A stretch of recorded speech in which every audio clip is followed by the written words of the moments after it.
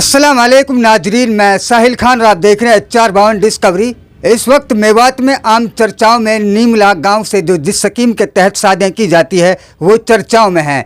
लोगों के अंदर इस तरह की चर्चाएं बनी हुई है कि ये बहुत बड़ा फर्जीवाड़ा हुआ है।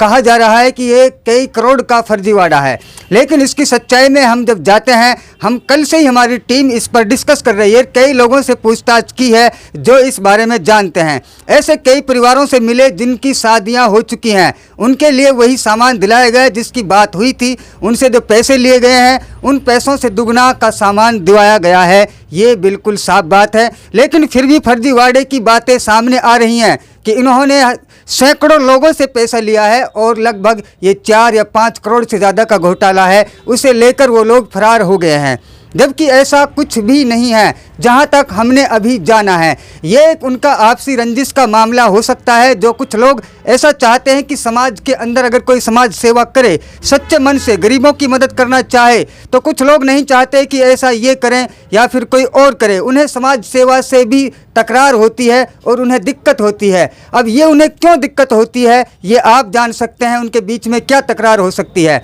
लेकिन जिन लोगों से भी उन्होंने पैसा लिया है और जिनकी तारीखें आ चुकी हैं, जिस तारीख से उन्होंने सामान दिलाने के उनके बारे में आपस में डिस्कस हुआ है या फिर कमिटमेंट हुआ है, उसी तारीख को उनको सामान दिया गया है। और जो उन्हें रकम दी जानी थी शादी के दिन, जो कन्यादान से जानी जाती है, वो कन्यादान भी उन लोगों की तरफ से दिया गया है। लेकिन फिर भी फर्जीवाड़े की आम खबरें चलाई जा रही हैं कई चैनलों पर और सोशल मीडिया के प्लेटफार्म पर, फेसबुक पेज पर भी ये चीज़ें चलाई जा रही हैं। तो ऐसा क्या हुआ? आज से 20 या 25 दिन पहले आपने देखा होगा कि कुछ लोग सोशल मीडिया के सामने आते हैं और नीमला वाली इस टीम के ऊपर, जो इस स्कीम के तहत शादियाँ कराते हैं, आरोप लगाते हैं कि ये लड़कियों को बुलाते हैं, इस तरीक़ा से साइन करवाते हैं, चेहरा दिखाते हैं, ये होता है। उन आरोपों को और इस मामले को आप एक दूसरे से जोड़कर देखिए। क्या उन आरोपों में ये सच्चाई सामने आई है?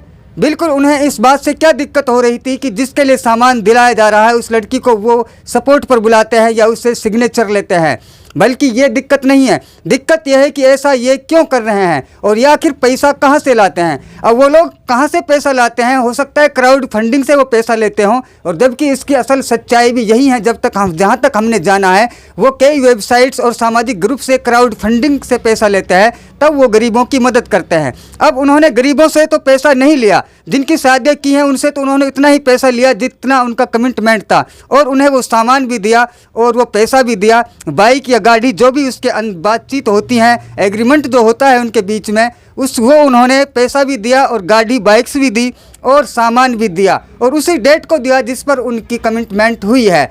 तो फिर भी उन्हों पर ये आरोप लग रहे हैं।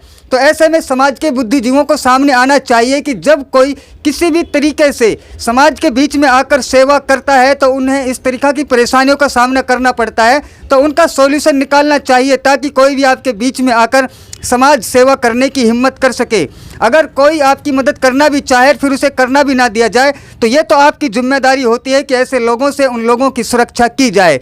मैं बात कर रहा हूँ उसी नीमला कमेटी, या आप टीम कह सकते हैं। फिलहाल उन्हें आप फ्रॉड नाम से जान रहे हैं, जबकि ये एक फ्रॉड नहीं है। उन्होंने सैकड़ों लड़कियों की शादी मेवात के अंदर करवाई हैं, और ये बात मैं नहीं कह रहा, आप भी इस बात को जानते हैं। शायद आपके आसपास में भी ऐसे लोग होंगे जिनको आप जानते होंगे, जिनकी लड़कियों की शादियों में उन्होंने ये मदद करी है। अब वो कहाँ से मदद करवाते हैं? कोई कहता है कि जिन्नात से पैसा लेते हैं या धोखाधड़ी का पैसा है। इस बात से आपको क्या लेना? जब आप शादी करवाना चाहते हैं, वो हेल्प कर रहे हैं, बात यह है कि वो गरीबों की हेल्प कर रहे हैं, तो उनके ऊपर ये आरोप लगाना, कोई दूसरी पार्टी हो सकता है अपने निजी मकसद के लिए उन लोगों को बदनाम कर रही हो, और पुलिस पर जोर जबरदस्ती या जोर देकर या किसी भी पॉलिटिकली दबाव के कारण उन पर कार्रवाई करवाई जा रही है। तो उनके समर्थन में आप लोगों को आना होगा ताकि मेवात में इस तरीक़ा के सिलसिले और भी जारी हो सकें, ताकि गरीब लोगों की शादियाँ आसानी से हो सकें। क्योंकि आम आदमी के लिए एक लड़की की शादी करना, लड़की को इज्जत के साथ ब्याहना बहुत बड़ा सपना होता है, और मेवात की आधी से ज़्यादा जनता इसी के लिए काम करती है, कमाती है, ये उनका ज़िंदगी का मकसद बन जाता है। अगर कहीं से कोई आसानी वाली बात होती है तो उसे कुछ लोग, मैं उन्हें असामाजिक तत्व ही कहूँगा, वो आकर उसमें रुकावट डाल देते हैं, सिर्फ अपने निजी फ़ायदे के लिए, या फिर इसलिए कि जिस बिजनेस को ये कर रहा है वो बिजनेस मेरे पास क्यों नहीं है, या मैं ऐसी क्यों काम नहीं कर पा रहा। वो उसकी अपनी काबिलियत है, वो लोग अपनी काबिलियत से आगे बढ़कर उसे क्रॉस कर सकते हैं, लेकिन किसी के काम में रुकावट डालना ये कहीं भी इंसानियत की बात नहीं है।